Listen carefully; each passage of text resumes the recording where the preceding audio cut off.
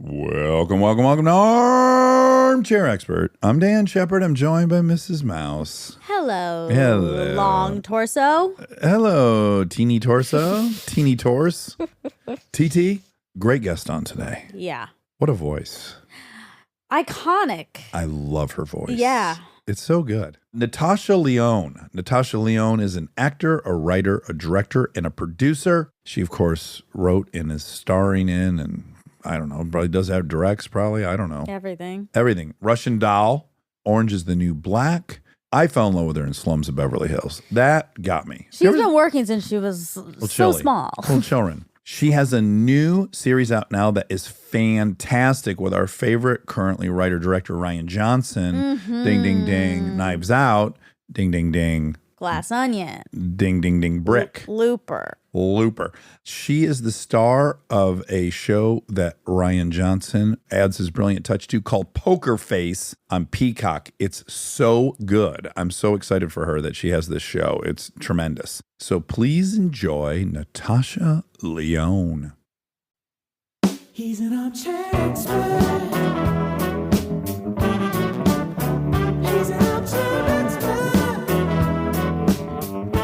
He's an armchair expert. I like your outfit a lot. You do? I'm probably older than you. I'm doing the least to get the most in this moment. It's cute. Thank you. The least to get the most. Yeah. And so you're betting heavily on the socks. And by the way, similarly, my socks are the attention grabber here. Yeah. I'm going to project a bit. Yes, please do.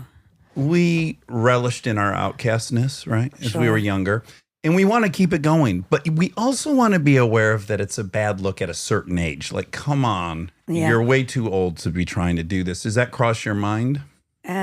Less so. I think you're more traditional than I am. Oh, tell me. Well, first of all, I went to your old house. Yes. Because there I was thinking that we were on our way to the haunted hayride. So I was like, oh, I've been here. I'll just go to the haunted hayride location where only Dax knows how to back out into fucking moving traffic.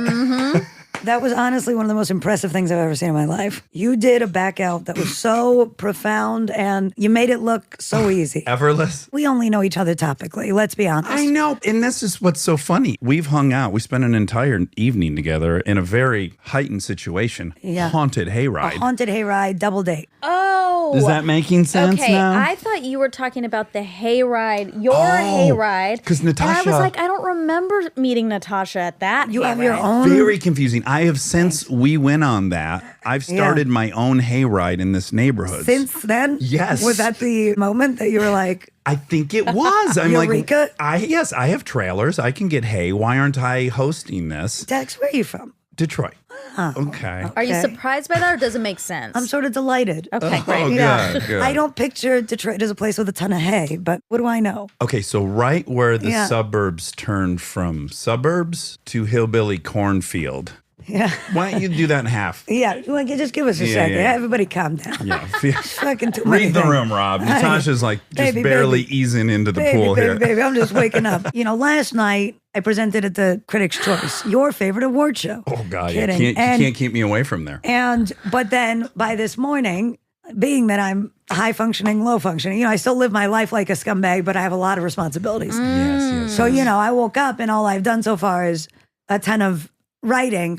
And then I threw on Scampered. these little Gucci by Adidas slippers and blazer and got in the car and went to your old house. And now here we are.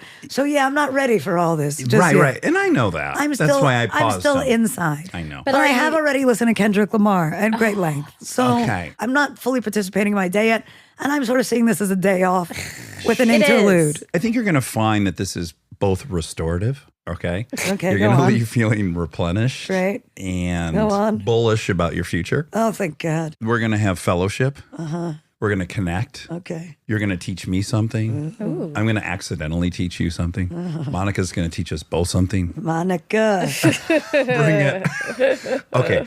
I want to rewind because we're blasting through. Yeah, too many things. The hayride when I made the departure from the driveway. Are you friends with Leslie Arfin? I feel like Of you would course, have yes. to be. Yes. So the other person which is fantastic. That's also been impressed about my driving and vocal about it, Yeah. is Leslie. That makes sense. So what I'm putting together is that since so few people in New York drive, Yes, go when you get around someone that can really whip that motherfucker in and out of spots, It's hot. Yo, that shit's so fucking tight. Let me tell you something. because Leslie still brings it up on the regular. Honestly, I just want you to know, I know you have a body of work. I think of you as a guy that can back out into that moving traffic. I would far prefer that. Yeah, and I'm like, oh yeah, I'll go to Dax's house because of that move he did. He thinks that's why people like him, and you just confirmed that. Yeah. So, uh-oh. I'll tell you another thing. know. It made me think, oh, he must be a good father. Wow. Because if you were my dad, and it made me think, oh, this is a good husband. Because if you were the father of my children, I would be like, Daddy's Safe. got it. It's one of my favorite thing about straight men. I know everybody always thinks I'm gay, and I get around. Everything's on the table in the right context. I mean, who cares? Isn't it 2023? I thought all that was over, but I would just say that there are things I really enjoy about straight men. And one of the things is just, I remember Fred and I were in the back seat, and I was like, oh, this is a big move. And I thought this is an out-of-towner move. This is somebody who's had a whole life before they got out to showbiz. They don't teach you how to drive like that in showbiz. okay, It's great. really true. Yeah. I'm so happy because Yeah. most of my efforts in life are aimed at getting that singular reaction I got Yeah. from you. And I can tell you, Natasha, it's only come like twice in a decade. Oh, and it's just me and Leslie. Yes, it's really Wow. rewardless. I'm still performing for my neighbors in Michigan, but they're not here. No one's watching. I'm a tree falling in the forest all the time. But you saw it and you appreciate it. And then ultimate Yeah. compliment, you'd feel safe if I were the father of your brood. Yeah. Boom! Yeah. I mean, that's all I'm looking for at this point. Yeah, and it was also, I was like, oh, I see. He sort of is in recovery. So ultimately, on some level, I think that's what street smarts are, right? Like you're sort of assessing a person's entire personhood off of like a quick Snippet. Yes. And that's how you're saying, can I go into this tenement alley, whatever? Am I going to come out or not? And not everybody looks like what they seem. It's usually obviously the inverse. The people you have to be suspicious of Yeah, are, the dude who's coming up, Yeah. glad handing you on the corner, probably be careful. It's the dude who doesn't really want to be bothered by you, who you kind of want help from. and more than that, different people have different skills and gifts. So you're like, oh, this is a getaway man. Oh, my God. Like, I don't know I that. gotta go. This No. is too many compliments. No, I'm no, just no, kidding. no. I'm I don't kidding. know I'm that I totally would. kidding. There are certain things in that moment I thought I wouldn't trust this man with. My virginity. The list was long. No, But- you are. He is a very safe presence. But there were other things you said that I was like, oh, the downside is I thought, oh, maybe he thinks he's an alpha or something. Oh, 100%. In other words, it comes with, I might get in a screaming match with somebody somewhere. yeah, or more that while you might be good in a sort of survivalist situation, you might also get in a fight with the wrong person, zombie leader on the other side, think you are being cute. Yeah. And next thing you know, now we're all donezo. Now the Because they have situation's powers that you can't match, and that's okay. who has The powers I zomb- can't the match? Oh, zombies! okay. See, see, it's already happened. Yeah, that's right. But so that, you know what I mean? would Everything say- is many, you know this, Listen. assets and defects and back again. Yes. So listen, Natasha, Yes, you're dear. bullseyeing me. But 18 years in the program. Okay. Godspeed. So I can get out of those sticky situations that you'd be right to be nervous I find myself in. Over the years, I've learned how to navigate out of them. When I start sheriffing the highway or the arterial roads here in Los Feliz, Yeah. I then force myself habitually to stare at someone's license plate and say the numbers out loud. Interesting. So I'm distracted from that. I have like some tools in place. So Right. I don't know why I'm pitching myself to be the father of your children. know. That ship already sailed. But I swear to God, I think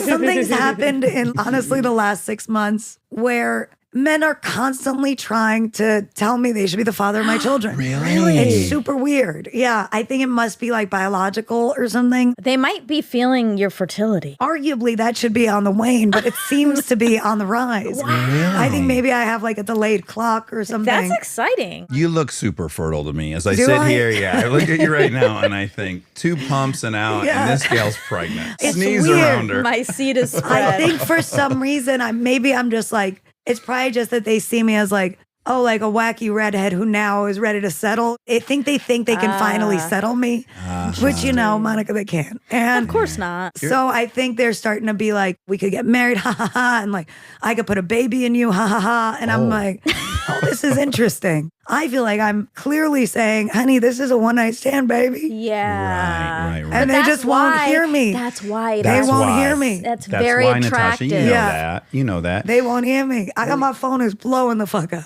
We're intrinsically attracted to what we can't have. Exactly. So if you immediately put out on the table that this is a one-night stand, now I want marriage and a commitment. If you wanted Children. a marriage and commitment, I want Yeah. to get the fuck out of there. It's funny though. Why are we like that? It's a real problem. But you've had multiple long-term relationships, yeah?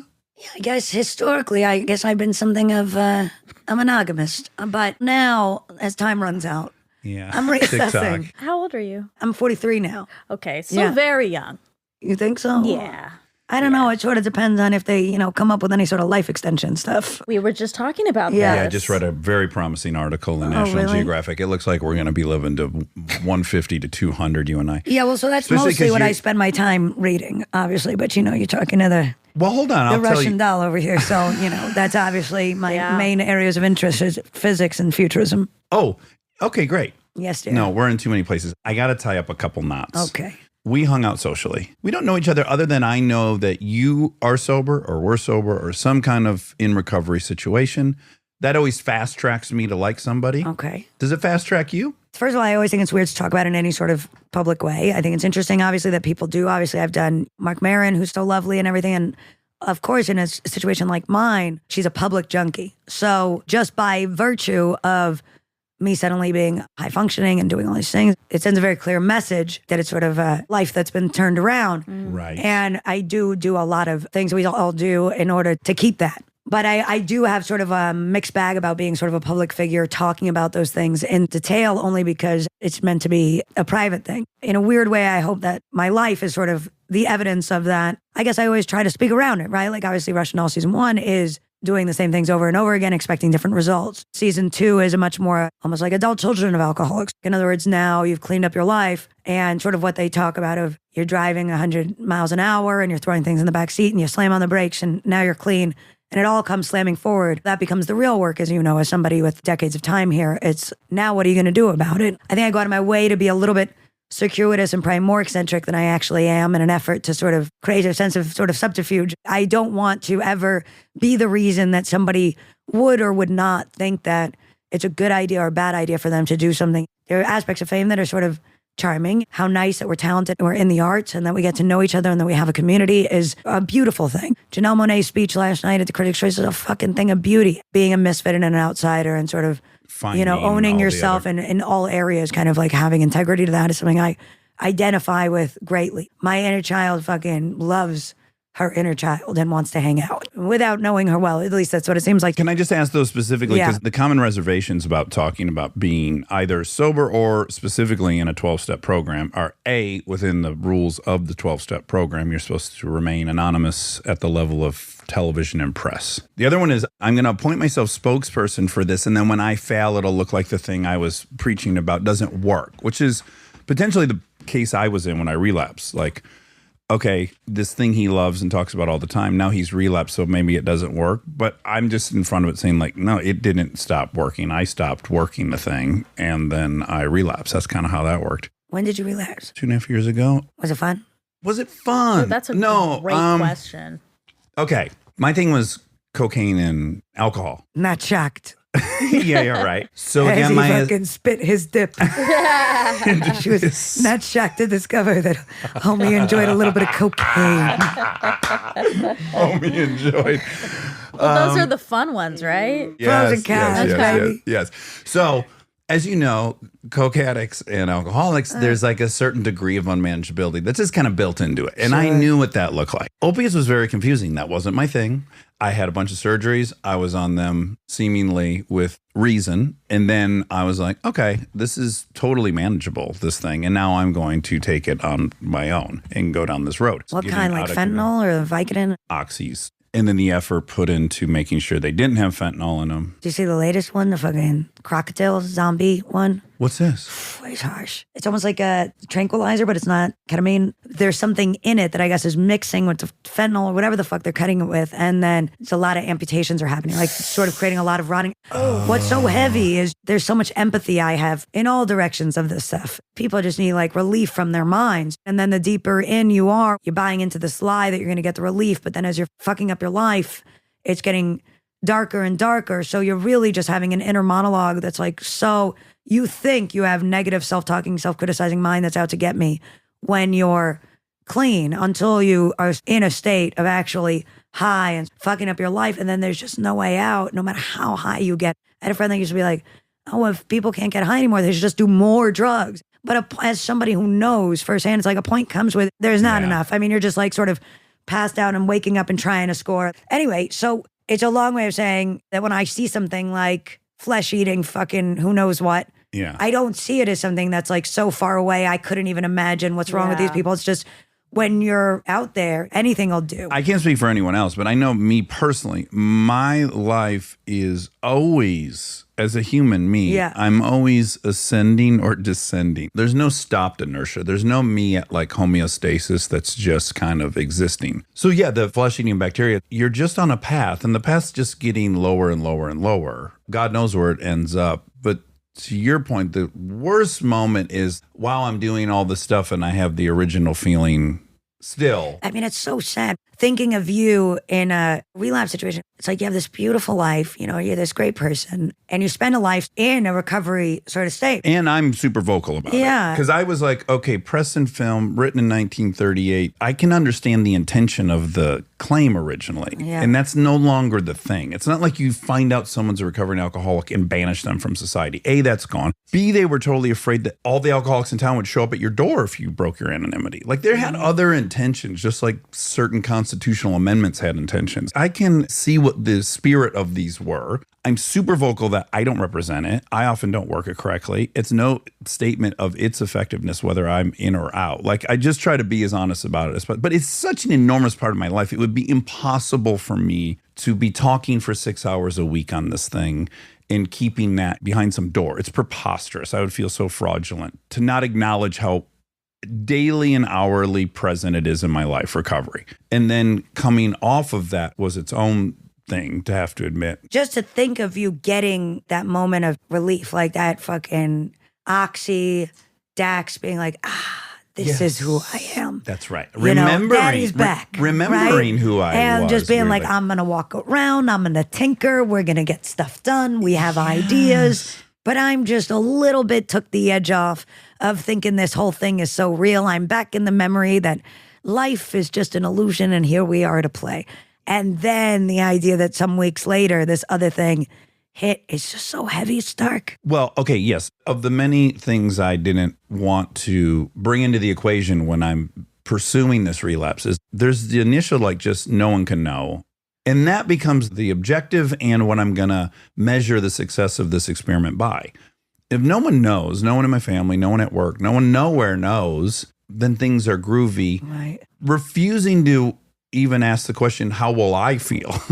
As the one person who knows, I left that part out of the equation. It just became about being able to be secret about it and ignoring the fact that I will be having all the feelings that come with ultimately being addicted to something. How did you get out? I was trying to quit. I was at such a level where I was like, oh my God, I'm fucked. I'm going to have a full-on detox. How much were you doing? By 2 p.m., I was doing 8:30s, sometimes more, sometimes less, maybe 12. I had to shut it down by 2 or I couldn't sleep. So then I started taking edibles so that I could sleep. And just daily, I'm needing more. I'm like, I got to step down. I have X amount to step down. Yeah. I made a chart. I'm going to somehow land this plane. By day 3, I've already broken the step down program. I'm starting to detox visibly. I'm faking that I'm having my psoriatic arthritis is flared up. That's why I'm so physically fucked. And then I'm upholding this lie for a few days. And then Monica and I were driving back from an interview where I was like barely holding it together, sweating bullets. And then in the car, I started crying and told Monica, this is what's happening. Yeah. And then immediately told Kristen. How old are you? I just turned 48 2 weeks ago. How old are you, Monica? 35. And zero experience with an addict prior. Prior, yeah. Yeah, they're weird, huh? Oh, I love addicts. Oh, they're great. I do too. Yeah. They're great. You know, all you're trying to do is be like, hey, listen, we live and we die, right? That's a constant riddle, but you want me to go about having this entire life and pretending I'm forgetting that at all times? To me, it's the most normal response in the world. They actually created a sort of a third option. Do you know what I mean? Right. To not take it is insane. And to not want to have music sound better and just fucking the whole thing. Yeah. I love addicts. I love them so much. I mean, I love sex addicts, drug addicts, alcoholics, codependents or so, but it's such a normal response to the fact that there's no control or the fact that you die. Like, what is the point of setting up this whole life that they tell you is so important, so crucial? The stakes have never been higher. And it's like, literally the stakes do not exist. It's just fucked. Yeah. So it makes so much sense to be like, I just want to sit around and sort of like listen to the music and the absurdity of the thing a little bit cleaner, or sort of be here and there at the same time. To me, also, I have a few other addicts in my life now. She's collecting them now. Yeah. Good job, Putting them Monica. in my pocket. Yeah. I realized to an extent I had my own addiction to those people. Oh, interesting. Yes. Yeah. But I think what's so beautiful about them is they're the most sensitive people I know and feel everything so deeply, which is why I think there's a seeking of And they're help. assholes. And I think that that's maybe underrated. You know what I mean? Can I add an appeal? So you've just Yes, mentioned please. some really good ones, which Yeah. are music, maybe not worrying so much about your future and the importance of everything you're Or doing. at least taking an action about the fact that you really have sort of no control. You wake up one day and you're like, so now I'm 40 and I'm like in the rat race. How did I fucking get here? You know? Yeah. Why do I care? I bought into the game against my will and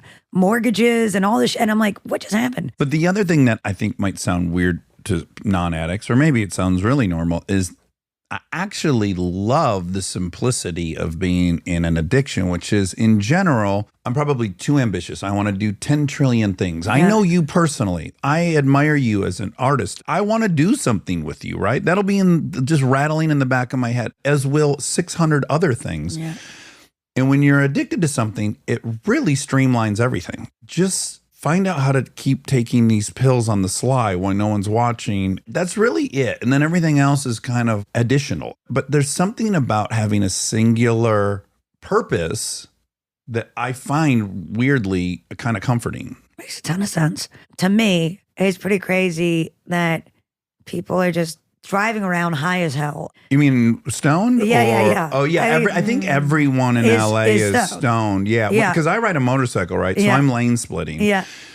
And yeah, the windows are down in LA. And certainly every third car I'm passing, there's fucking weed wafting out of. It's just evidence that it's so widespread, Mhm. this sort of need to be like in the world while out of the world. It's just worth noting that it became so agreed upon that it became legal. Yeah. Like, I walk around New York and I'm just in shock at the idea that people are in jail for this thing that is now being sold on Times Square on the street. The mind can't process Is it legal now in New York? I mean, they've got like sort of taco truck weed trucks. Oh, wow. It must be. It must be. there. Stores, yeah. Yeah. The amount of like energy and time I spent as a teenager emptying out shampoo bottles to then wrap them in saran wrap to walk through fucking security lanes, terrified, sweating bullets. No. I was reading about you and I Yes. found your life fascinating, which I didn't know any of it. Yeah, no, it's been a whole thing. Although now I would say I'm less and less interested in my own story all the time. I Oh, mean, yes, great. Also, I guess I've written so much where I've used it so much. That's what got me so into all this futurism and all these kind of like other trips is there's so much I know nothing about. One of the troubles of the solipsistic nature of the arts is that we're all pretty interesting, but like we find each other fascinating and our cases are fascinating. By nature of being artists, it's examining an interior world and how it relates to the world at large. So it's very supported in that way.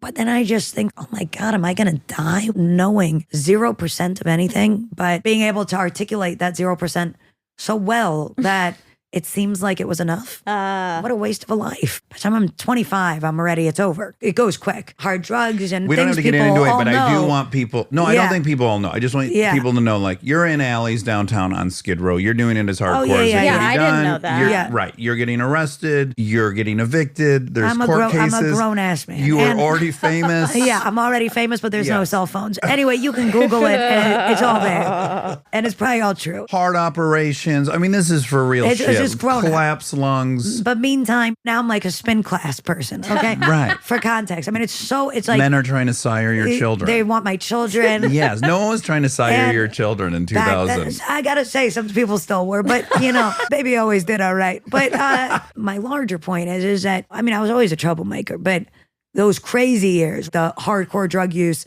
sort of losing everything, was probably like 2 years or something, 3 years. And then what was crazy though was it led to 5 years of totally being a dropout of society, of just reading Thomas Pynchon and being alone, because there was no life waiting for me on the other side. There was no Yeah. like, oh, thank God we got Robert Downey Jr. back. Nobody cared. You know what I mean? I was a girl, honey. Right. So it was of no consequence to them. And in that sort of total of like 5-year stretch where I was just adrift because of drugs or adrift because I was coming back from it, I got so much information in that time that now that that's over 15 years ago, I have sort of a deep desire to kind of re-isolate again and get this sort of like 5-year period.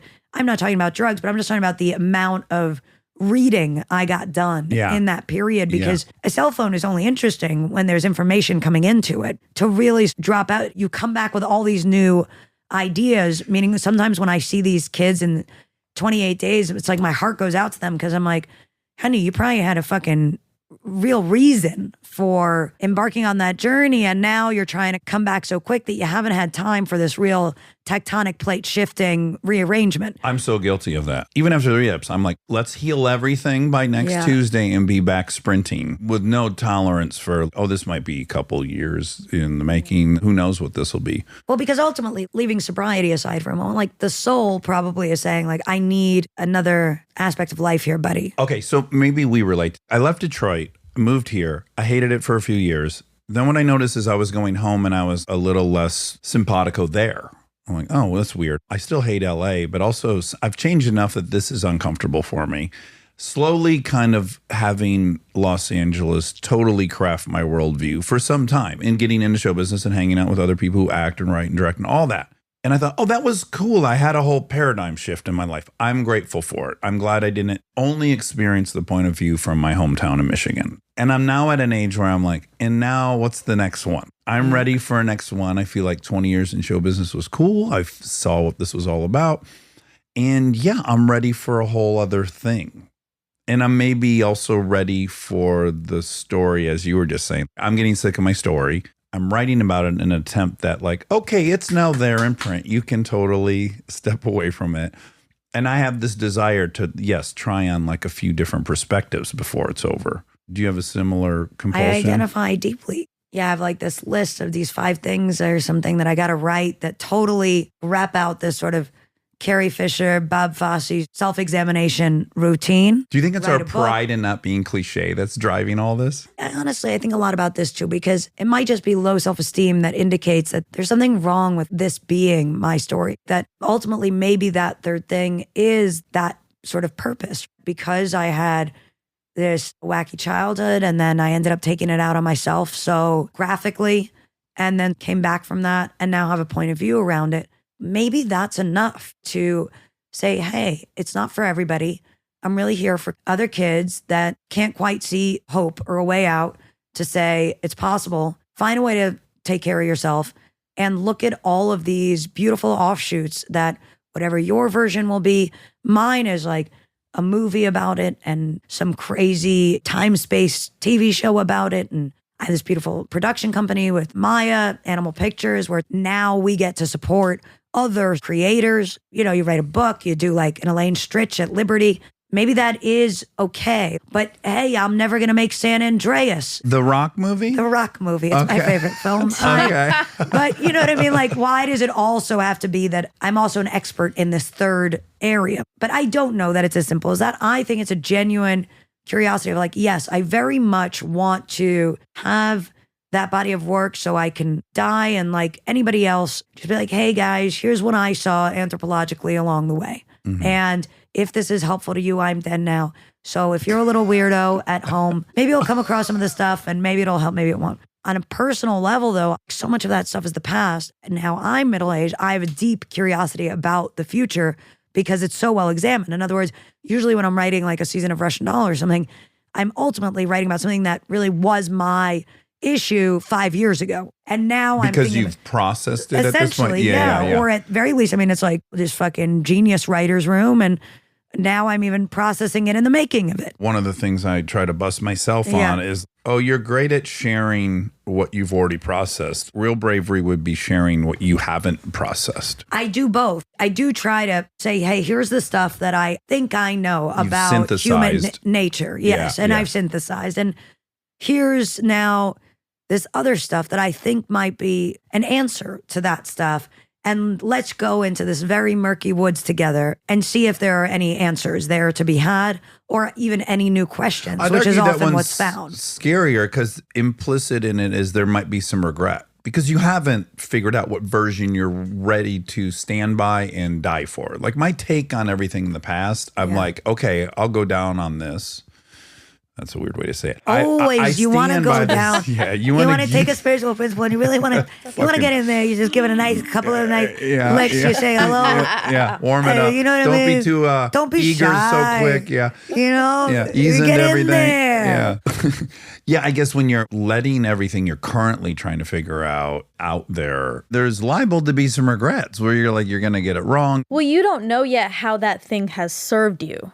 You know the stuff in the past, so you can at least walk away with, it was bad, but I got led X, to- Y, and Z from it. I learned from it. I grew. But if you're in the middle of it, you don't know yet what those things are. When I'm in the thick of it, when I'm like writing, directing, fucking editing with an editor, Russian Doll, I'm so inside of it. It's almost like a mad conductor that cannot tell that there's anything to do but sing this song. We've got to play this song. Do you understand? Like I'm so deep in it. You know, I'd walk on set, and, you know, you have a headset, but you also have your fucking lighter leash and the costume and the blazer, and people are stressing out, and, you know, there's budgets and you're fucking rewriting shit. But I would like walk on to the set and be like, holy shit, I'm actually in the fucking right place. This is so crazy that it turned out this way. Nobody else could do this job. I'm not saying, oh my God, this show is so great. This show sucks. Who cares? For me, in that moment of time, like that is the job that makes sense for me. Now I can sort of have,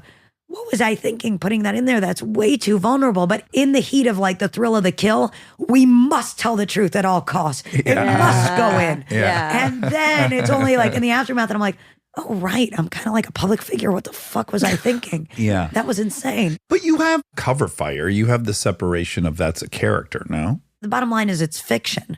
Full stop. I mean, it's a sci-fi time travel death loop show. But for some reason, and I think honestly, a lot of it is in the DNA of the way we understand the world. So people cannot, because I've got that accent, because I've got that big hair, because I wear those black clothes, no one person could surely also be just sort of a brain. It just doesn't track for people. There's something I think about my particular package that they're charmed by, but they can't genuinely understand that it's anything but pure autobiography, like tracing paper, where I've sort of gone in, not done a lot of work, and just sort of come up with this thing as a riff. Yeah. I'm like a hardcore New York actor, even just on an acting level. The amount of work that goes into that show or Poker Face, this new show with Ryan, to make it seem as if it's an organic extension, which is arguably like a game that Cassavetes and Pacino's and all these serious motherfuckers have been playing for a very, very long time to make it seem seamless. That is being a good actor. But I just think, honestly, if I was sort of maybe doing them all with different like wigs or something, I think they'd understand a lot easier.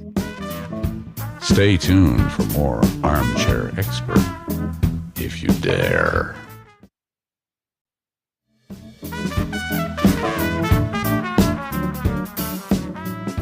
So your gift is your specificity as a human being. That's why you're here. Why do I love Bill Murray? Because he's so fucking authentically original. And he's going to be authentically original in every single thing I see him in. And I might be assuming that this is him or whatever the case is. Obviously, if 10 girls, when you're auditioning for Slums of Beverly Hills, all say one line, you're just going to be very, very memorable out of all 10. Whether it's the thing I wanted or not, you're sticking out in a lovely way. Yeah, I mean, but the thing about Bill is, to my eye, that's a very serious person. Usually when you meet people at a certain level, it's not just that they have the talent and then they have the talent to back up the talent.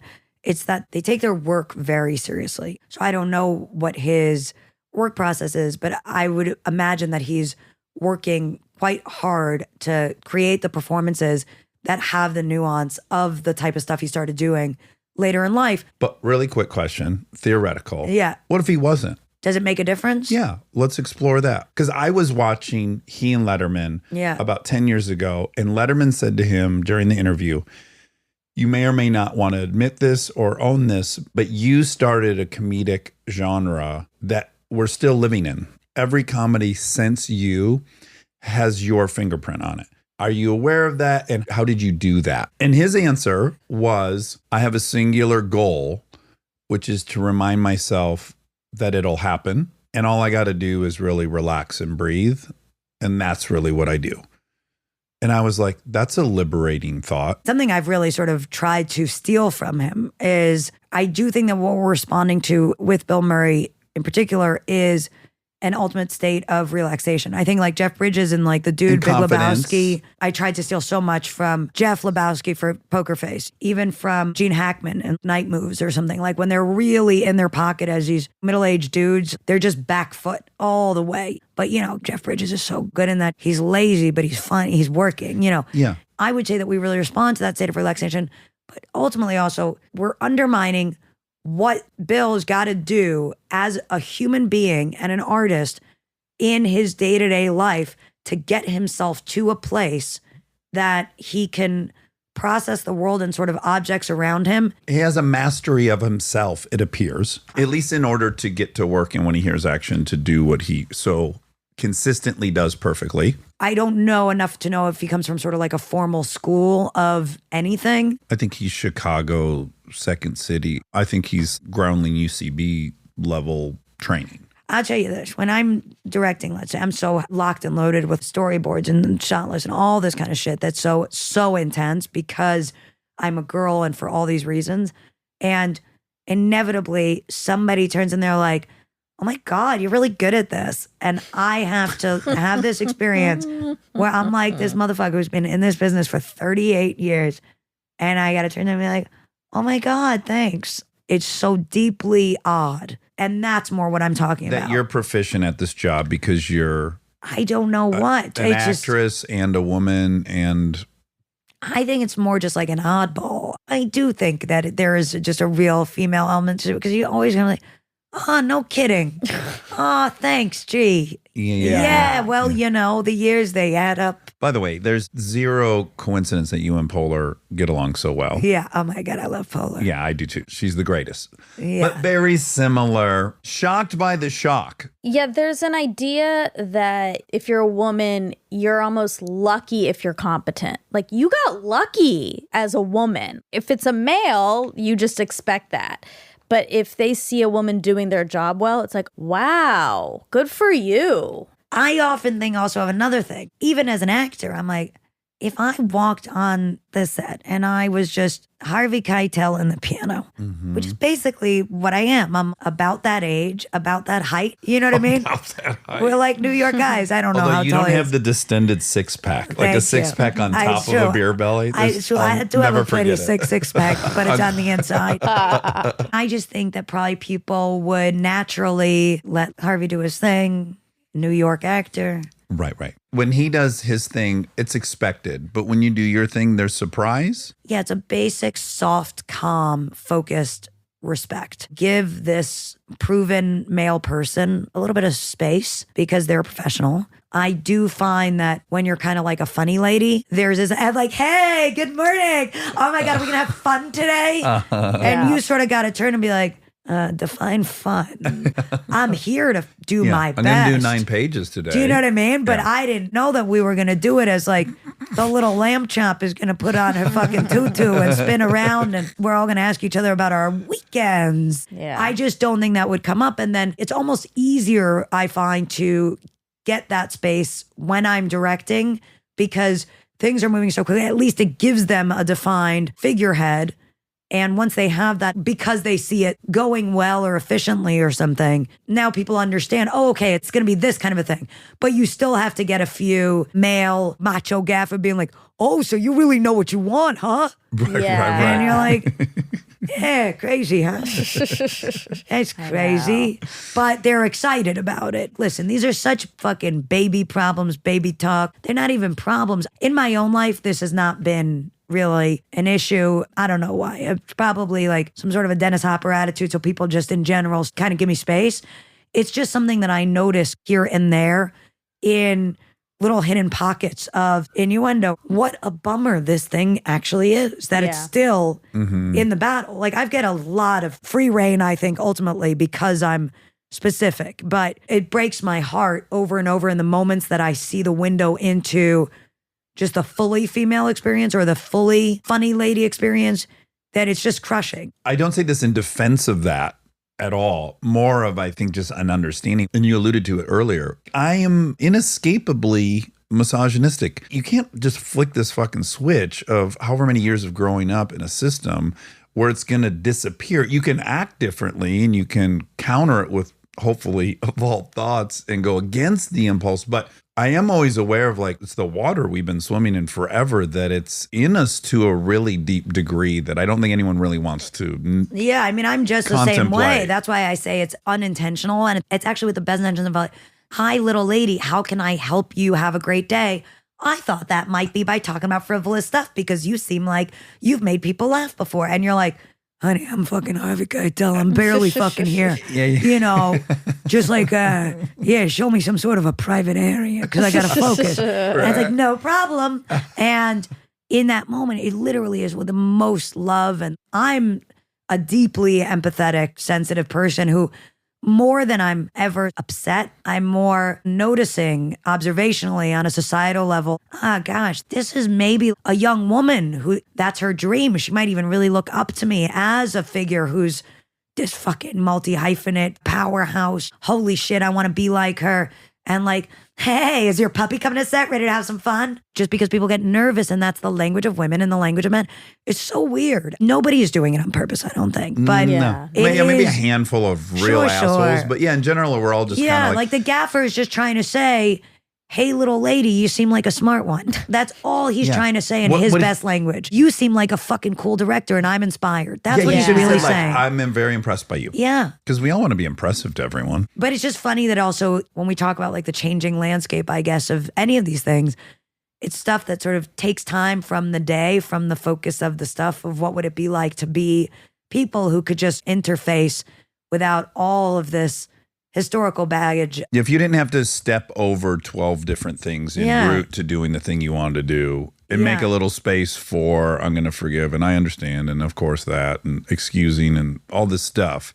It's just a time suck, an energy suck. It's a little bit depleting. Okay, now I deeply loved going to directing. My nutshell pitch on it is simply, when you go as an actor and you're there for 12 hours, you're probably doing the thing you want to do maybe 45 minutes of the 12 hours. Whereas a director, you're there for 12, you're working all 12, you want 16 hours. Yeah. It's so incredible. I loved it, loved it, loved it. And then I went to a movie and I remember standing on the mark and asking, like, am I green? And I thought, oh, well, that's all I got to know today. Oh, this is kind of liberating, enjoying that they have to worry about whether we're getting the day or not, or if we're losing this or kicking that scene down the road. When you go from Russian Doll to Poker Face, are you at all enjoying the freedom of having less to do? I think my trip in general is that I just try to work with the people I love. I love Polar. I love Maya. We have this company. Yeah. It's just fun to get on the phone with her and we're talking business. Like, Yeah, sure. you know, that's just two curly haired little girls who want to hang out and be like, yeah, now it's business talk. Okay. So listen, Let's transition into it the makes business. me so happy. Poker Face Janixa Bravo was my friend. She showed up, directs the finale. Chloe 70 is my big sister. Not even just my friend. It's like my family at this point. Clea Duvall, fucking best friend, 25 years, whatever. And Ryan Johnson, we really enjoy each other. I love this fucking dude. You reached out to his wife because Yes, you were Karina doing... Longworth is his wife. You know, you must remember this. So I'm obsessed with that podcast. Right. So I call her up to talk to her. I'm so nervous. We become friends. And then I think it was like at a book signing for one of her books. I guess Ryan and I maybe like followed each other on Twitter or something and would do jokes. But suddenly we were like on a sofa for an hour laughing and talking about all these old shows from the 70s that we like and movies from the 70s. I'm obsessed with The Long Goodbye, the Altman movie and Elliot Gould's portrayal of Philip Marlowe. But I really like any Philip Marlowe. Obviously, that's where Oatmeal the Cat comes from in Russian Doll is like a direct rip of Elliot Gould's cat in The Long Goodbye. And the next thing I know, he's like, let's grab dinner and talk about this idea for the show. So we do. And we just kept going back and forth. COVID hits. I'm like rewriting Russian Doll suddenly in a Zoom room. And he finally sends this script. It's great. And I'm like, so moved. You know how it is. I It's like find everybody thinks that all we do is sit here and people ask us to work together all the time. That is not how this business works. No. When somebody says, and they're at the level like Ryan, who's just this incredible filmmaker and lovely human being and so funny, I want to make something with you for you. It's like a love letter, you know? Yes.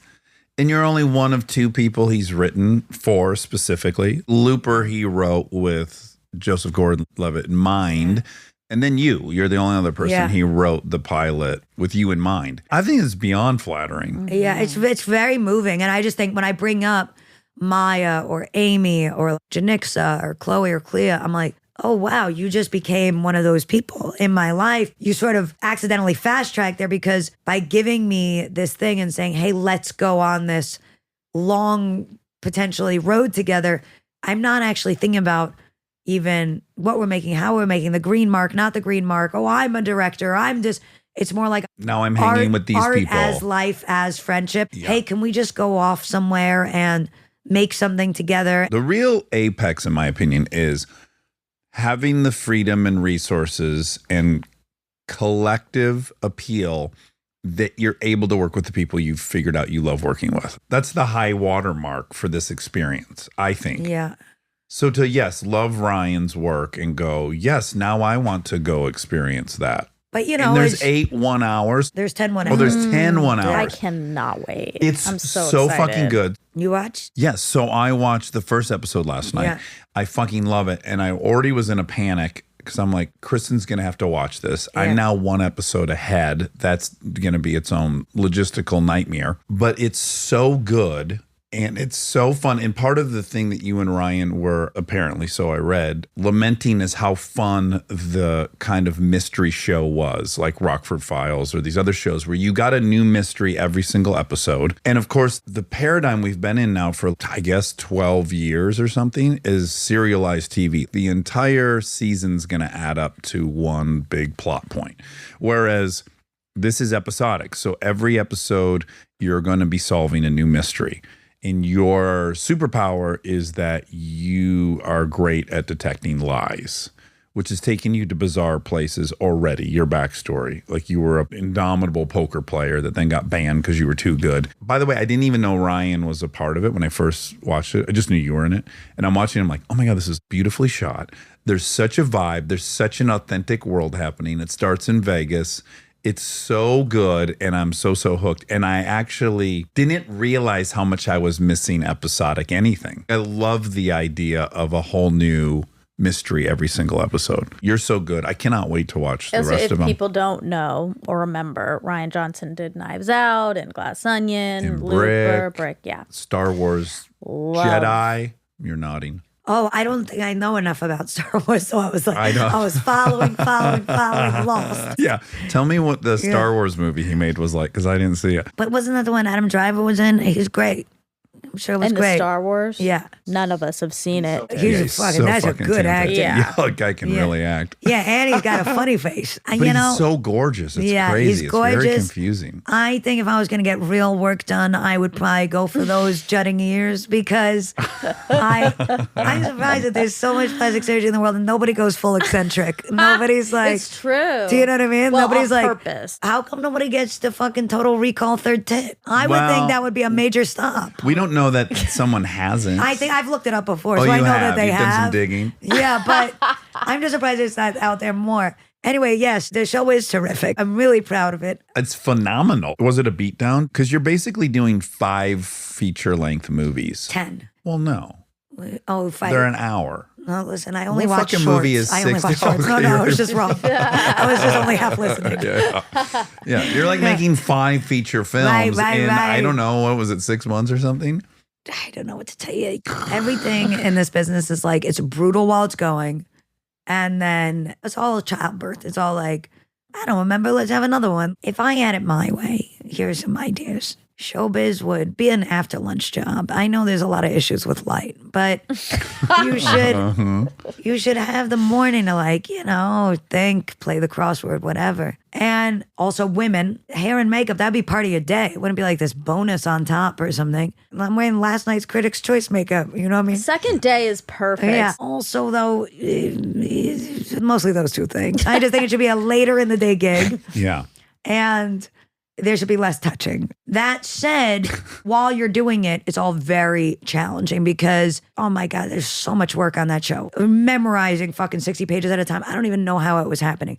I will really drill down. Like Sam Rockwell gave me his acting coach at some point, and I was like, okay, if you say so, Sammy. And so I started using him. I used him a lot on Russian Doll, sort of make sure that all the other actors were spoken for when I was directing, so that way they all had all their fucking beats and motives and all their, and then I'd rewrite in the sort of sessions with Terry Knickerbocker to make sure that everybody was kosher, and also for myself, and then also to sort of like carve out the difference and the distinctions between a character who's Charlie Cale versus Nadia Volvikov versus Nikki Nichols or whatever. I was like, oh shit, I guess now I'm a person who works a fair amount. I really got to start carving out all these different people and stuff. You got to keep them separate. Yeah. So, I work a shit ton with him. In the middle of that, I hosted SNL, which was so fun. I was definitely working. And me, I'm always out there trying to mix it up and get in trouble in the middle of the night. Sure. I'm a night owl. So Yeah. I keep a busy schedule. Yeah, you got to busy. prowl a little bit, prowl the streets. Well, I'm see what's prowling cracking. those streets. You Yeah. know what I mean? Because I You got to gotta stay stay abreast. inspired. Got to see where That's the the kids juice. are. Anyway, Anywho. the show is really terrific. Ryan is great. We really had a lot of fun together and very inspired. He knows exactly what he wants in a beautiful way. You don't find that you're like walking the dog at night, sort of, oh, that's how we should have done it. You kind of go home and you're like, if he said, we got it, we got it. You don't live here anymore? I have a place in both now. Oh, you do? Okay. Yeah. Fred and I broke up, so I got the house with the pool. And so now I still have the apartment in New York. Okay. They call that bi-coastal. But hold on a second. You still live in the place you and Fred lived in? No. You got your own I spot I was like, here. honey, I love you, honey. You keep it. And he was like, oh, cool, because it's my house. I was like, fucking, that's a win-win for you, babe. But, we do still have plots together because I was like, I'll see you then. Do you know what I mean? No. I want to say I know. but It's I a don't. way of me saying we're still very close. Yeah. I love the Yeah. baby Freddie. Yes. How Yeah. could you not? He's so lovable. He and my wife are deeply, deeply engaged with Nextdoor, the app that tells you about your neighborhood. Oh, interesting. He does always talk about it. I wouldn't listen. He was Right. always like, so-and-so that got I'm robbed not- a car. I'm not on it either, right? Yeah. In fact, when we all hung out, I kind of felt like, well, this is great. Like, Yeah. I'm you and he's Yeah. Kristen. Did you Yeah. have that feeling or no? Yeah, enough so, yeah. Yeah. You don't remember, but I remember. I was like, okay, I see. They I was get just the, like, they get you the saw same the way this guy dynamic. It's backs just, out in traffic. they're both so into Nextdoor. Yeah. And so many things are happening here within a 12-block radius that you and I are just completely unaware of. But those two are so dialed in. They're often really, really funny. People are having really, really big crisis over the Olive Bar out of Gelson's. I remember that was one that had them engaged for a week. On my life, I could care less. I know. Because, the trick with life is things happen and then they stop happening and then they move on from happening and other things happen. So it seems crazy. If given the chance, is this something that you'll do many seasons of? Sorry, the cup was empty. Don't worry, I'm wrapping this up. I I, can see you. I can see you losing energy here. Oh, it's just this is around the time where I start smoking. Oh, right, yeah. right. You don't do nicotine mints like I do. Honey, I'm a purist. Okay, You know what I mean? yeah. I don't want to. Super arty. I would love to do more of this with Ryan.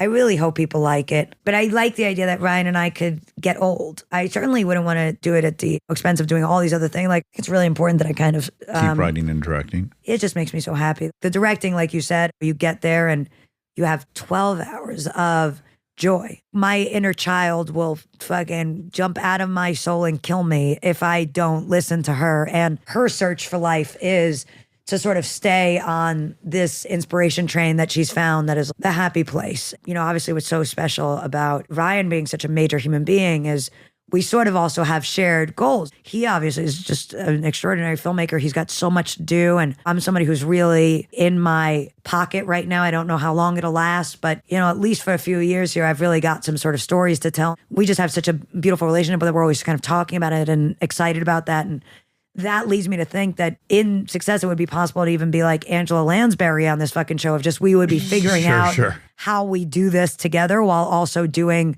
all the things that we love doing so much. Yeah. Okay, that's it. But the one thing I just simply, because it's such an exciting sentence to read, which is that Dad was a boxing promoter and race car driver. Wow. I feel like that could be me in another life. Yeah.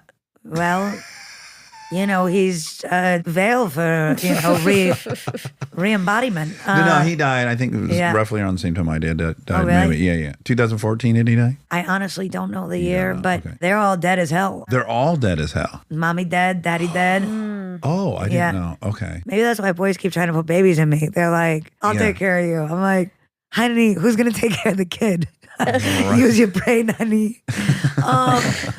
But I have good taste in men. Oh, I really like the last one. Because I always feel like the men I choose, we could have a child and I could leave you and the child behind, like just run away into the night and you would take care of it well. Like it would get its Well, that's what you homework, noted you'd in pay him. the bill. Yeah, him, but also Fred. Like Fred would like take care of Oh, yeah. the I'd shit. love to be Fred's child. Yeah, I know. I think I'm always figuring out, I'm like, if I abandoned the family, how would you do? Oh, well enough, I think. But my dad is dead, and his dream was in the 80s. He wanted to be the Don King of Israel and bring Mike Tyson to the Tel Aviv Hilton. And so in a sort of tax evasion situation, he took the family out there. We were in Long Island at the time. So for like a year and a half, we moved from New York to Israel to live this sort of manic fantasy and do tax evasion. And then my mother and I guess, left him behind there. And she and I moved back to Manhattan. So it's like this sort of window in there where... Yeah, like from 8 to 9.5, maybe? Yeah.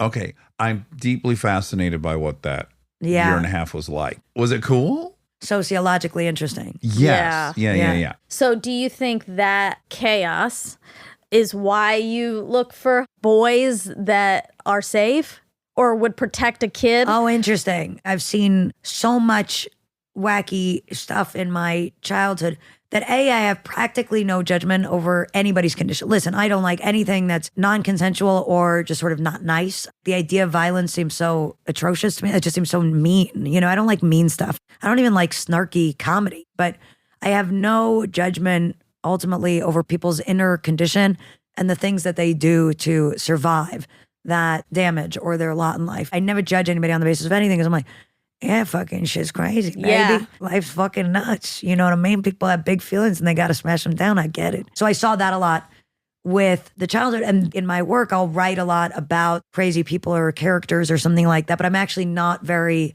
interested in erratic behavior. Is not my bag at all. I will write about it. I'm sort of an observer of it because I saw it firsthand. But on a personal level, I'm pretty rock steady, slow and steady wins the race. Be the tortoise, not the hare. I like my close friends in my life or my romantic entanglements to be sort of very like solid citizens, show up. There's not a lot of chaos, drunk dudes in the door crying or whatever. You know what I mean? Like, baby. I'm more like, yeah, honey, if you have my address, you're grown up enough to handle it, right? Yeah. And like, yeah, this might not work out. Life's crazy. That's what text messages are for. Don't call me at 4 a.m. and think we're going to stay on until 7 a.m. It's not happening. Yeah, no. I got to go to bed tonight, you know? But I think in many ways, my addiction was my attempt to understand my parents because I was like, why would they be like that? Were they addicts? Yeah. And then on the other side of that, I think I like the figures in my life and myself to sort of know from and understand from the many aspects of the human condition, but actually just sort of be a little bit more steady. I would say, and I've owned it a bunch of times, that I'm kind of false advertising. I'm like punk rock background, real shit show, getting into all kinds of trouble. And that's what you maybe like see. And then you come to my house and it's a little suspiciously clean. Yeah. And I'm like very into my routine. Yeah. I'm super like. And I need everything very predictable. I need everything very clean. I need the schedule super tight. Gotta wring that sponge out or he'll be mad. So I'll go crazy. Yeah, That's why they stink if you don't wring them out. Yeah. Yeah. I can own my false advertising. Yeah, I know, me too. Yeah. We're very similar in that way. Except that I'm a night owl and you're a family. Well, That's different. yeah, not by Like choice. I'm sort of still a scumbag and you're settled down. But hold on, not naturally. I'm always lamenting the fact that my ideal life would be I go to bed at 2, I wake up at 10. That's the schedule So I my need to plan of what I really need is I need to get to 150, even as a beta model. And that way I can do my whole be plan, 150 which is years old. yeah. Okay. If I can then at 55, maybe I'll consider having a kid or something. And then Have you figured this out? Maybe slow down At late, 100. a little bit. You know what I 120 mean? if you're going to 150. But you see what I'm saying? Like, I just do. need those extra years because right now, I'm deep in my fucking peak scumbag era. My Yeah. thing is also not only those are the hours I want to keep, but I actually need 26 hours in a day. I totally yeah. figured it out because if I just go on my natural rhythm, I'll Yeah. sleep for 8, but I need to be awake for 18, not 16. Yeah, 16 doesn't work for me. I So I hear you. really need 26 hours in the day. And then I need, 150, 175 years to go get the But like, perspective. isn't that the point of having this podcast? That you have access to those kind of, don't you call in? If I had this podcast, I'd be like, here's another fucking physicist, here's another futurist, here's another yeah. scientist, another life extensionalist, another That's what we do. interstellar traveler. Yeah, we do that. Right. So Yeah. aren't they giving you any sort of like, Discounts. Oh, as far like as the side tax to hustle? keep me, well, I think we've interviewed the right people. right, I'll but do say you that. have the fucking stuff? That's what I'm asking. Not yet, but the stuff's not there They yet. don't have it No. yet. But according to this article I just read, the time horizon does look like about 10 years out from a lot of the significant stuff. Yeah. You know, the stuff about erasing the epigenome off the mice and Yeah, returning them to yeah. different ages. And they're Yes, really yes. now they can pinpoint. So it used to be they would just wipe out too much. They would go into this kind of youth state and then their organs would grow too big, right? So they're like, oh shit, we brought them back too far. But so they've really dialed in bringing the mouse back to the exact age they want to. So that's very encouraging. But to go from there to us, well, A, seems now possible. And then B, that it'll be about 10 years of development before we can pick what age we want to be. Yo, I want to reset stay to. right here. Right This here, is right the age now. we were just debating We were this just talking last about week. this. But your brain is Your brain's the still same. the same. It's just what physical But is your brain aging? Yeah, that's what I was kind of confused about. Doesn't then it atrophy it? I've never looked better in my life. This is This is your That's your peak. peak. yeah, I'm fucking peaking. That's great. No brainer. Yeah, I mean, I maybe was like peaking, but I've- 17, I guess otherwise. Did you watch the Yeah. Stutz documentary? I did, and I was texting Jonah. I thought it was beautiful. Isn't it so beautiful? Yes. And then Yeah. we just interviewed him. And he was saying that you have two energy sources in life. You have your spiritual energy source and your physical energy source. And that all humans, these cross at 27. 27's when you peak with your human energy and it starts declining from that point on. And then hopefully you replace that energy source with a growing spiritual energy source. It's funny because when we were talking about what vessel do we want, 27 seems Okay, so Yeah, I don't want to pretty be like ideal. 27, 28. Stutz detractor, but I hard pass. For me, 27 was a mess. Is all I'm saying. But it's 27, I not, was- it's not you. It's Right, your but- physical body. I don't even know didn't what like that it. It was body in such was. shambles. It was at in that such point. shambles from what I did to it. Yes, Yeah. yes. I went into fucking rehab 75 pounds. My Right. body was fucked up at 27. Yeah, Yeah, It It's a little took too thin like for a me. decade. Did people have Yeah. like the inexplicable urge to lift you? Because if I met you at 75, I certainly Yeah. would want to lift you off the ground. Yeah, you lift me into a stretcher. I don't know that 27 is as hot as it's 27. That's the time everybody dies. What are we even talking about?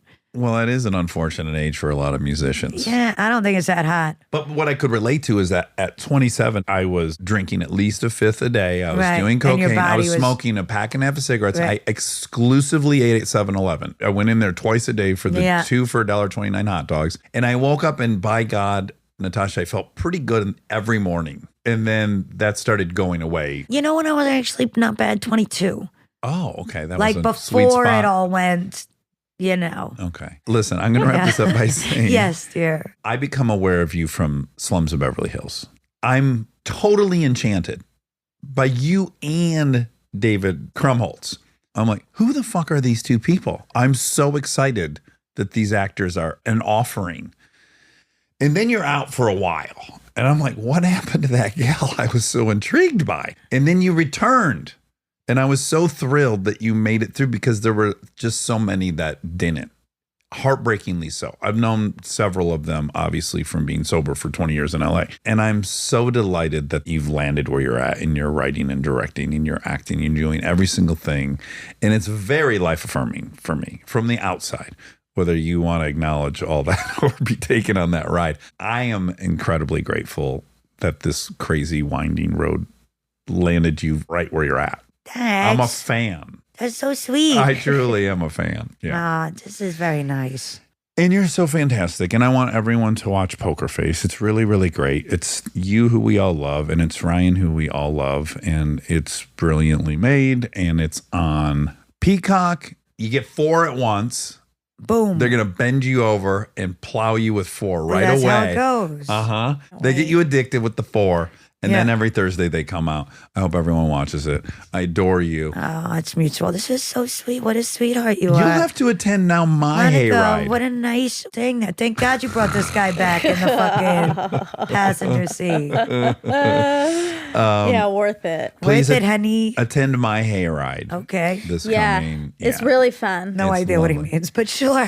Halloween hayride. Halloween hayride. Sure. Through this neighborhood over and over again. It's really Michael fun. Jackson Thriller, dancing. If you really candy. want to be impressed by some maneuvering of Oh. a machine, Bring extra pants. You're going to Yeah. be changing your slacks Oh, every 20 wow. minutes. That's how intense the intense. driving is. Yeah. There's a U-turn with the trailer at the top of the hill. Because I'm peeing? No, you're going to okay. be so horny so for I my see. driving.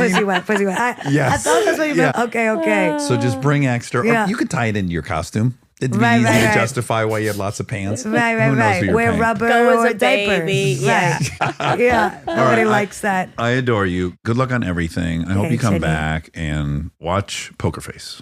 All right. Much love. Stay tuned for more Armchair Expert, if you dare. And now my favorite part of the show, the fact check with my soulmate, Monica Padman. hoo-wee. Oh, whirlwind. Hoo-hee. What time is it? 4. Oh, 4:15. Almost an 8-hour day. Big old day. Big day. Big. I wish I could say I was going to sleep like a king, but there's no relationship. Last night's sleep was habarudo. Sorry. Delta's sick, Yeah. so lots of trips in. Yeah. Coughing, coughing, cough. Sneeze, sneeze, sneeze. Yeah. Wake up, wake up, wake up. Too many peas. 3 peas. And I've been curbing my intake. Whatever. Of caffeine? Just liquid. Oh. Because I'm peeing, I just Right. pee so much. I gotta switch to a diaper. You got to. I got to. It's time. It's been a long time coming. Mm-hmm. I've been flirting with it for a long time. It's time to pull the trigger. Yeah. Well, how'd you sleep? Okay. A little cold in my bedroom because Despite the fact I got you a heater. So I realized that I've never closed the door to my bedroom. I just don't do that. Right.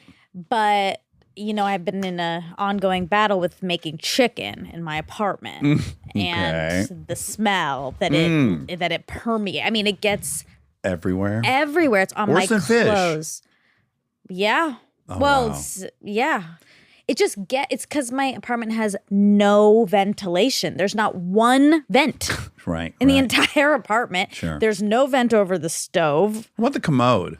I guess you got a window next to your There's a window, commode? that's it. Okay. All right. And Even- you made yourself a big bird last night? Is that what happened? Some thighs. Oh, on a cookie sheet? No, a braise. In the pan.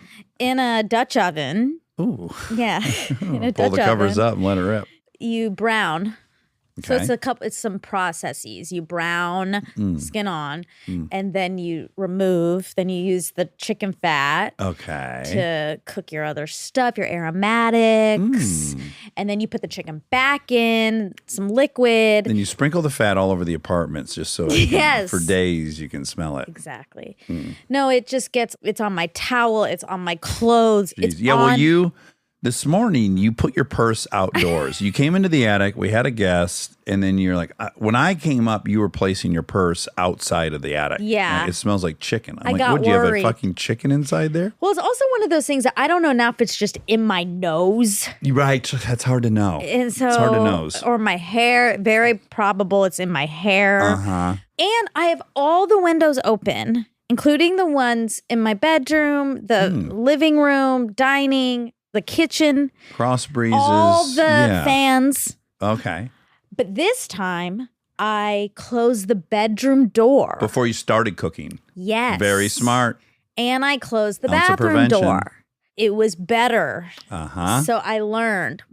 But what I didn't think about was the fact that I'd be freezing with that door closed. Mm-hmm. And then this morning I was like, oh my God, I'm freezing. Oh yeah, I have a heater. A very decorative, cool one. Exactly. So tonight I'll use the heater. Oh, so you didn't, because it was too late by the time you remembered. Yeah, it was this I thought morning. maybe but you didn't turn it on this morning. No, I 'Cause was you were heading leaving. out the door. Okay. It was too cold. Wham, bam, thank you, ma'am. Out the Yeah. door, on to the next. But now I know how to fix. Oh, yeah. fix You're going to love it. I have I one know. downstairs in the gym. Same model, different color. It'll be cozy. And it really, I got to turn it off for pretty quick. Gets the gym real warm. Nice. I love it hot. Very old fashioned, too. Just one toggle switch, which I love. Oh, and people will be happy to know someone came to my apartment today to reinforce the fan, or at least check it to make sure I don't get decapitated in the Oh, night. right. Yeah. Yes. Someone wrote a horror story in the comments. Oh, no. Yeah. About decapitation? Hesitate to tell you. But it was, God, the person was pregnant. Oh, my They're laying in God. bed. The fucking fan did, come apart, fail structurally, and swirling pieces rained down. No. There was injuries. Was the baby okay? Yes, the baby was thank okay. God. But I think maybe she was setting the context means she wasn't real nimble at the moment. Maybe she couldn't Jump up or something. Yeah, I don't know if the baby was material to the story, but I think it was to Well, it is say stakes. that. Yeah, well, stakes for sure. Good Yeah. storytelling 101. Yeah. But also maybe to say her mobility was decreased. Oh, my God. Yeah, I thought maybe you read that. Speaking of, a very good friend of mine is pregnant. Uh-huh. And I got to go with her to her appointment. And look at hear the baby heartbeat and all that. It was so special. And then I saw you right after. Yeah, and then I saw Rob immediately after. You were at the maternity ward? Or? Yep. Wow. Right next to Maru. Rob is pregnant. Wait, is the place next to Maru? The Cedars there, the new urgent care, right. actually upstairs has real offices. Oh, baby. So also, Anything? Can I get anything done there? probably I'm finding a new doctor that's up there. Yes, that's me the too. that's the move. So yeah. walkable. I mean, come If on. I'd be at the doctor every day. I can't wait. I'm going to go so Yes. much. They're gonna know you by first name. No, it's really hard. It takes like 4 months to get an appointment. Oh my God. So anyway, so that was really lovely. I got to do that. I loved those appointments. Yeah, I bet. Oh, they're so fun. I bet. Oh, peeking inside and seeing the little baby swimming around in there. You know, and I really started thinking about it because this is a very close person to me. It's like, wow, there's no going back. That's right. That's right. We're on the other side of this now. And for the rest of our lives, you have a child. I was just talking to Hannah about that like 2 nights ago because she's getting married. Yep. And I said, there is the wave of permanence when you get married. But on some level, you also know divorce is an option. Exactly. Yep. But boy, when you get that ultrasound, you go, well, Till you're dead. this is it. Yeah. Yeah. It is the most permanent thing I've ever felt, for sure. Yeah. It's forever. And freaked me out a little bit. Yeah, sure. The time before there was the most important thing Yeah. is over. Yeah. It is crazy. Yeah. It's very bizarre. Aaron was the first out of the gates of my friendship group Yeah. who had one. And I just remember thinking, in some way, it was very consistent with who he was. He always had animals, right? Like Right. the responsibility of an animal always, even if I thought one was cute, I couldn't commit. Yeah. And I was always shocked with Aaron's like picking up dogs. He had a couple ferrets for a while, and that Yeah. just never scared him. Yeah. And then, so I guess in that way, when he had a kid or way earlier than me, I was like, yeah, I guess this is consistent. brand. Yeah, it's on brand. It came in under budget. So what did it make you think? Like, oh boy, do I really want to use these eggs? Do I want to go get more eggs? Did it impact any of those thoughts? Yeah.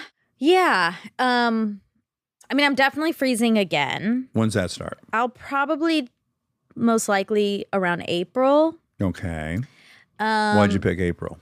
Lots of travel in March, Okay. and we're in February. There you go. Makes it real easy. And I do want to do it sooner. Sure. Plus, I want to give my body a fair amount of time off the birth control. Right. Which you'll be at, what, 9 months at that point or something? Yeah, August to April. Mm-hmm. Fast math. Real yeah. nice block of time there. Yeah. So we'll see. And it didn't make me think, oh, I really want to use the eggs. It did make me feel like I do want to be in this position. Okay. And You do want to be in an ultrasound. yeah, exactly. Okay, great. So it did make me feel like I want that. Great. But not necessarily that I want to use the eggs. I don't know. Mm-hmm. But I did think, I was like, oh my God, like, okay, this is happening. So timing wise, like maybe I should just use these eggs soon. Like maybe I should just like get this show on the road. I don't know. I don't know. I was 38 the first time, 40 the second, Yeah. for what that's worth. Yeah. Throwing it out there. Yeah. Yeah, we'll see. But this is kind of a ding ding ding because this is Natasha Lyonne, and we talk about kids and stuff on this, and she wishes we could live to be up to 150. Like hopefully that science will catch up and we'll live up to 150. And then she was like, then maybe I could have a kid when I'm like 100 or something. Which would still be more time with the kid than most people get. Exactly. I'm Yeah. kind of with her on that. Yeah, it sounds cool. Too late for me. Right. I guess I could have a whole new batch of kids at 100. You'll have grandkids and great grandkids. You'll have lots of generations. Yeah, You'll maybe see. my kids could be like cohorts or peers with my grandchildren. Your kid. Wait. Well, that'd be interesting. But they'll be their parents.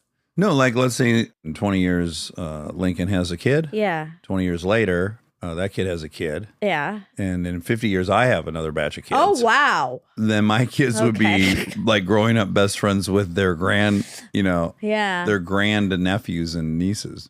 At what age would you reverse your vasectomy? 100 feels cool. Okay. Like on my birthday, go in, have them chop that old thing back open and hook up all the plumbing and then send me on my way. What a wild life. Mm-hmm. But you look Sky's the 27. limit. No, I look 100. Oh. No, I don't look 100. Okay. Yeah. I was like, I thought you wanted to. Yeah. Not 27, though. I'm not gonna, We're not going back that far. We didn't say that, did we? I did. I said You did. 27. You said 27, 28. yeah. It sounds like what's funny is when you said yours and I said mine, Natasha said, it really kind of just lined up with you're going to go back, I don't know, what would be 8 years or 10 years. It's almost like you just go back 10 years. That's 'cause- interesting. Yeah. Because mine was older than yours. Mine was the oldest I'd go back to, and hers was the second, as I No, recall. she said she likes where she's at. She's going to stay there. She loves it. I don't know what that age is, but 42 or something. Okay. 43. 40, thunderful. That's the ding, ding, ding. Oh, Because she said her and Harvey Keitel were about the same age, and he's 83. she's close. Yeah. 40 years. And she said same height, and he is 5'7", Oh, wow. according to the internet. Yeah. And she's 5'3", according to the internet. That's closer than their ages are. It is, although she felt my height. Did she? Yeah. I can't recall. She was really small. Teensy. Mm-hmm. Tiny torso or long torso? LT or I don't TT? want to judge her torso. On air. But you'll tell me on the side? Yeah. Yeah. Speaking of, I switched my armoires. Oh, by by myself. yourself. Good job. I did a good job. It still looks a little nuts on the Still other too wall. big. It's still too big, but better. Did it scratch up the floor pretty good? Probably. Okay, you didn't even But I have look. a rug. Oh, so you slid it on the rug? No, under. Oh. So then that You covers. picked the rug up, slid it, Yeah. put the rug back down, but you didn't even glance to see if it was all. I did. I didn't see anything actually. Oh, great. Then sounds like it didn't. But I didn't want to look too hard. Yeah. Don't look for problems. Yeah, that's right. Yeah. That's right. Don't fix what's not broken. I was just talking to someone on the phone and we came up with the term, don't fix what's broken. Oh, wow. Yeah, it's kind of like revolutionary. So let's see what else we got. Natasha. What a unique Unicorn. person. Yeah. Authentic as fuck. Very. Okay. Oh, I mean, there's pictures, so I guess people saw, but she's wearing a Gucci outfit. I comment on her outfit, and it was Gucci. Gucci. She wore Gucci the night before to the Critics' Choice. Also, I wonder if she like has a deal with them. She's an ambassador to Gucci. Yeah, face of. You know what I like? I like that Anna says Gucci She does. as far as like, okay, Yeah. or good. Yeah, I think We that's a Gucci? young person thing. I like it. I know, me too. Gucci? Like, is that good? Yeah, it's This- kind of cool. I think it's really cool. It's really cool. Not even kind of cool. Extremely cool. to extra say cool. Gucci. It's very Gucci. Have you noticed on that physical show how much they say things are cool? Okay, let's talk about 100 Physical. Is that the title? Physical 100. Physical 100 or 100 Physical on Netflix. Have you been keeping up since we got back? No, I'm not up to date. Oh, it just gets better and better. Oh, great. We love it. Rob said to me, like, he texted me, like, have you watched, a couple days ago? Natalie found it and she was like, I can't stop All over watching it. this. Yes. Yes. We started it in Hawaii. Yeah. And couldn't stop watching it. And now we're like count down the minutes till the new episode's released. But we haven't discussed it. Yeah. I have some theories I want to float. Okay. And maybe some of the producers of the show will respond to this. Hopefully not in a legal letter, but just they'll somehow tell me. The first episode, they say hello. Well, tell people what the premise generally. It's a Korean show, and there are 100 people with perfect physiques. They come from many different disciplines. You've got a gymnast, you've got a wrestler, you've got runway models, Yeah. you've got every single thing, CrossFitters, the whole gamut, power lifters, and there's 100 contestants. Yeah. In the first episode, which I don't know, it was 6-7 hours long, they're all gathering one at a time, and they've made busts of their bodies. They put a mold around their body, and they're trying to find their body. And this room is enormous, and there's 100 busts, and now you file in 100 people, and they're all... Now, they're speaking in Korean, so we're trusting that the translation is literal. Yeah. This It's is the dubbed. first. This It's is the dubbed. first show. The first episode is this for 90 plus minutes. Hello, hello, hello. Saw you on YouTube. Hello. Oh my God, look at his body, so big. Hello. So you guys Hello. watched with the English dubs over it? It's dubbed, yeah. What we You're watched. you're reading Well, fucking subtitles for 100 Physical. This is not a French film. I watched the first episode and then Natalie came in and she's like, why I can't watch this while Oh my English dub? She's like, their voices, you need their voices because she's like, this guy sounds so much more ridiculous with his English actor. Well, yes. So that's where we get into now potentially the legal letter. It seems like they've hired 5 or 6 guys from Orange County, from a beach community, to do the dub. Yeah. And it Yeah. also really appears like there's not been a translator hired, and they're just kind of winging it, right? Yeah. So there's some of the weirdest things that are happening. Is like, oh man, this is going to be cool. I got to go to the bathroom, but I'm going to stay and watch. Wow, this guy's good. And then also, and this is a curiosity, I floated this when we were watching it, Monica. They're so braggy, which feels like a departure from what I at least stereotypically think of. Interesting. And I was like, are they like trying to be American, and or is the translator? Because it's like, I'm gorgeous. I'm the most gorgeous person here. I'm the biggest guy here, and I'm stronger than everybody. I was like, God, this feels There's very no way they're saying that. right. The bragging feels inconsistent with. I want to use the right term. We've had a bunch of different people who study different cultures of countries. Yeah. And it being a more society first culture versus an individualist. This Yeah. feels so individualist. Like, I'm the most beautiful person in the world, blah, blah, blah. Totally. That's one weird thing. And then as they go and they're heckling each other while they fight and stuff, it's a great show because they end up fighting each other for a ball. It's based on, I believe, allegedly. Oh, I don't know. Legal letter. Here we go. Legal Another letter. legal letter number 2. I heard that it's based off Squid Game. It's got a Squid Game vibe for Yeah, sure. even there's like the refs, whatever, have the masks, and Yeah, that's a real nod. Yeah, and I mean, I remember after Squid Game, there was a press release, an announcement that they were going to do that. They were going to make a show based off of it, and I believe that to be this. But anyways, I just more and more, the more I watch it, and I love it, I think the people are just completely guessing what was said. That's what I feel like is happening. I could see that. And I have no inside information. Again, don't sue me, but it feels very Huntington Beach. Well, I think it's tricky because I'm sure what they're saying, there isn't necessarily an exact English translation for. Or what if, let's just hypothetically suggest that there's producers of a show, and what they say in Korea is like, good luck, you're the best, I hope you beat me. And they're like, this is bad for the way we consume competition shows. This isn't going to work. Them being supportive and not antagonizing, let's amp it up. That could have happened. And see where it could happen. Seems that is very dicey in this climate. To what? Change what their intentions were? Yeah. The dubs don't even match the subtitles though. So I had both on. So that lends a little bit to what I'm saying. They just kind of like paraphrase. The moment I'm talking about where it's like they're all on this balcony watching the battle, and one guy, like, he steps to his left and then he steps to his right, but I think he just repositioned himself. But they built there at that moment, oh, I got to go to the bathroom. Oh, but I'm going to stay because this looks great. Like, I don't think that guy was making a move for the bathroom. I think he was just adjusting his weight. Oh, no. You know? Oh, boy. Okay. I love it. Can't recommend it enough. It's great. Hello. We call it the Hello Show. This, I'll go out on a limb and I'll make a factual claim and you can sue me over it. Oh, no. Do not say that. Got to be a world record for the most hellos in a television show of all time. Wow. That I'm going to Wait, stand what by. about Bachelor? They don't say, have 100 contestants on Bachelor, oh, do you're they? right. But do you really hear all 100 people? We have to more. count. You hear all 100 meet multiple people in many permutations. You think you hear 300-400 hellos. It's great. Physical gotta catch 100 up. or 100 physical. It's physical 100. Take your Or pick. 100 or 100 physical. physical. Or 100 You can type in any of those and I guarantee it'll work. Oh, man. Okay. So the new tranquilizer drug she was talking about, she was mentioning that there was like a drug that was leading to a lot of amputations. It is, I don't know how to pronounce it, but I would try by saying xylazine, Ooh, xylazine. spelled XYLAZINE.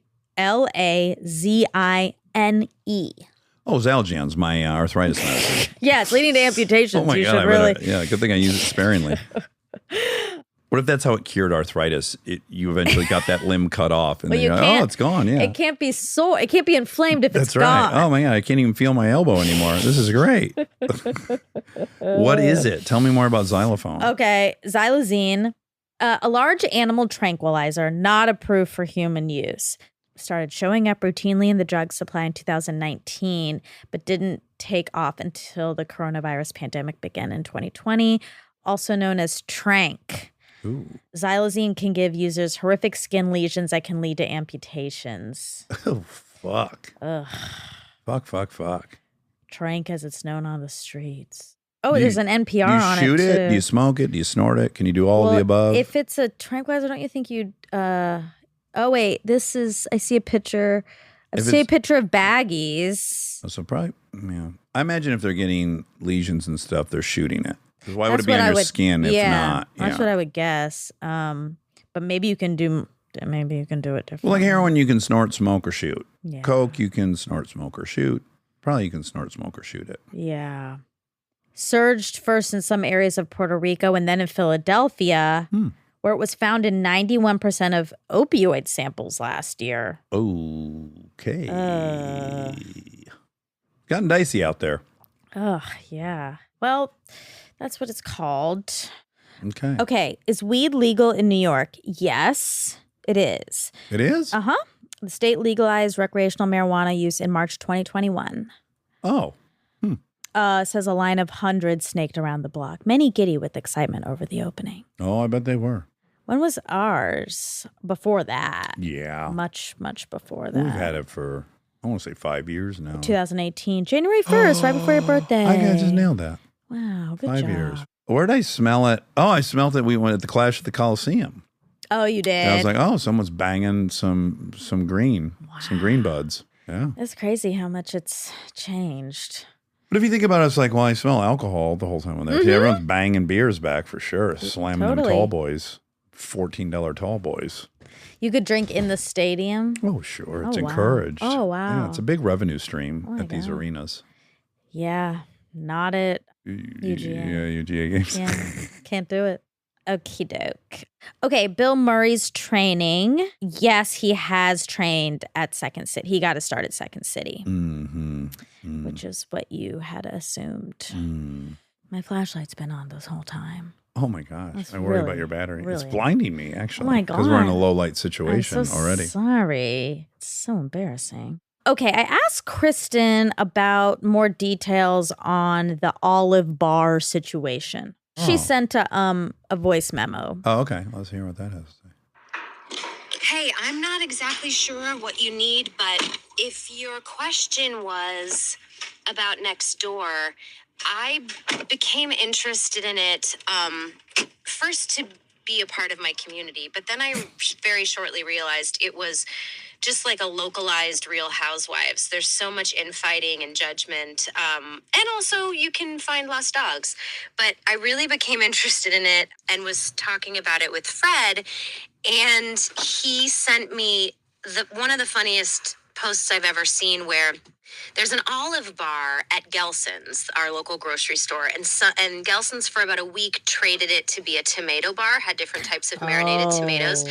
And this person wrote a 2-page Takedown. like combination. It was like Salman Rushdie level vocabulary with just spitting and seething anger about who even eats tomatoes.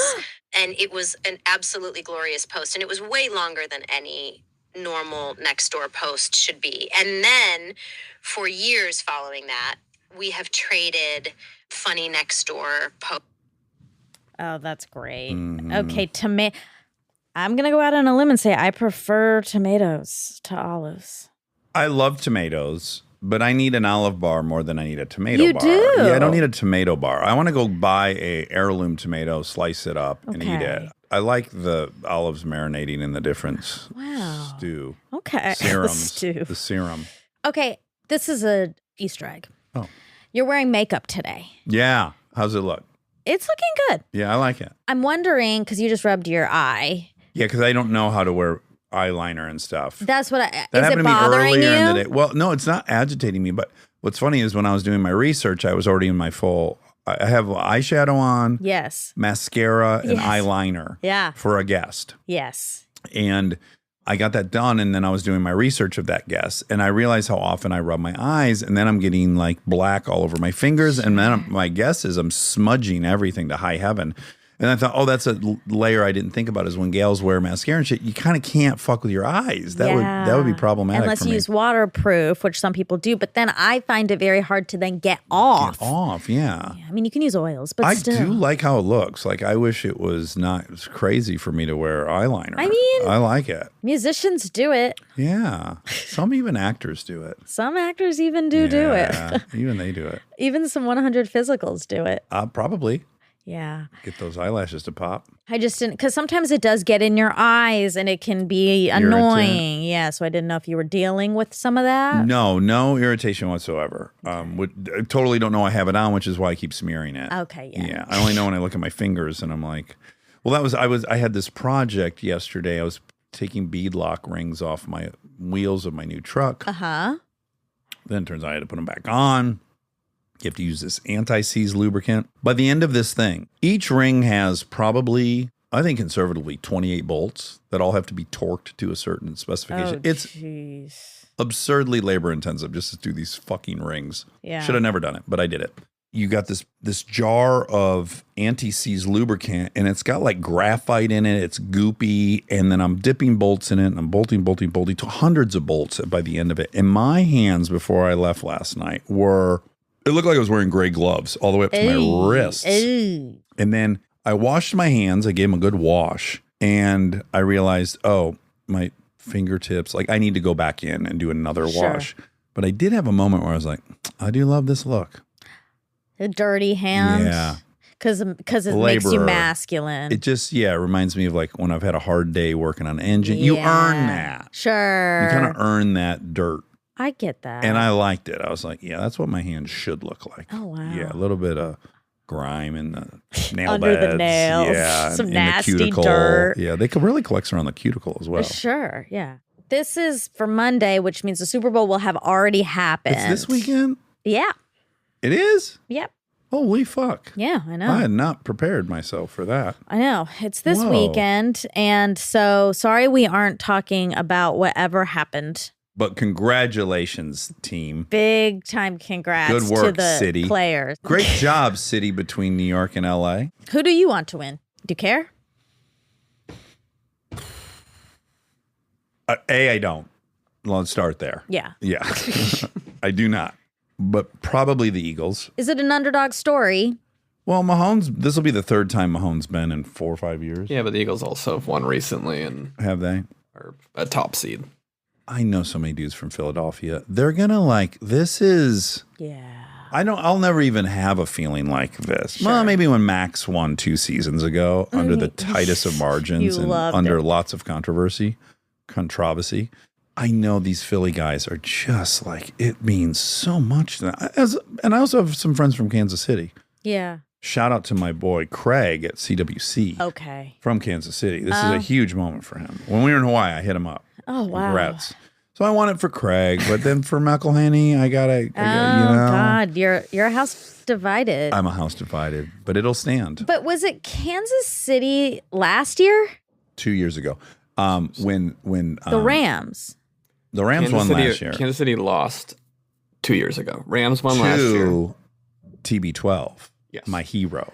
So I think because I already rooted Yeah. against the Chiefs once when I was rooting for my boyfriend Tom Brady, it feels more natural for me. Who lost last year? Cincinnati Bengals. Okay. CBs. Okay. Because Josh Hutcherson was at our Super Bowl party. Rooting for the Bengals. Yes. And I felt so bad for him. Yeah, I remember. And then for a second, I thought it was Kansas City. So I thought, I want them to win now so Josh can win. Right, but But no. I'm all wrong. Yep. 'Kay. That's right. But I guess if you're really trying to carry the torch for Hutcherson, Yeah. then you should root for the Chiefs because the Philadelphia Eagles beat the Bengals. Okay. Wait, that might not be I'm right. No, doing- I think the Chiefs beat the Bengals. Yes, because Yeah, it was like you're a right. 3-point. It was a fucking field goal. So okay, so, yeah, so you got to root against the Kansas City Chiefs because they're the ones that prevented the Bengals from going to meet the Eagles. I'm rooting for the Eagles for Josh Hutcherson. I guarantee for some people, they're getting irate right now to hear how haphazardly, like Because if we it's don't your know some- team, I know. and you're like, they fucking got there, this is incredible, and to hear us just kind of like half in on it, I know. it's got to be infuriating. Sorry, guys. Sorry, Philadelphia. Sorry, Kansas City. Sorry. Well, we're gonna enjoy. I'm in it for the halftime show. I know. Rihanna. Riri, I still love that painting that person did for us. Oh, yeah. This is her I as think a it was sex just giraffe. was it a painting or was it a Yeah. picture on the internet? No, it was a painting of her as a giraffe And me as a you as a sex sex chinchilla. chinchilla. Yeah. Arr. All right. Oh my God. All right. Well, that was Natasha. And we'll see you soon. And by the way, so you can hear me say it not in front of her, her show's exceptional. Yeah. It's so fucking good. I love Ryan Johnson. Yeah. Rai and Riri. Oh my God. Yeah. He's a sex jackal. Love All you. right, bye.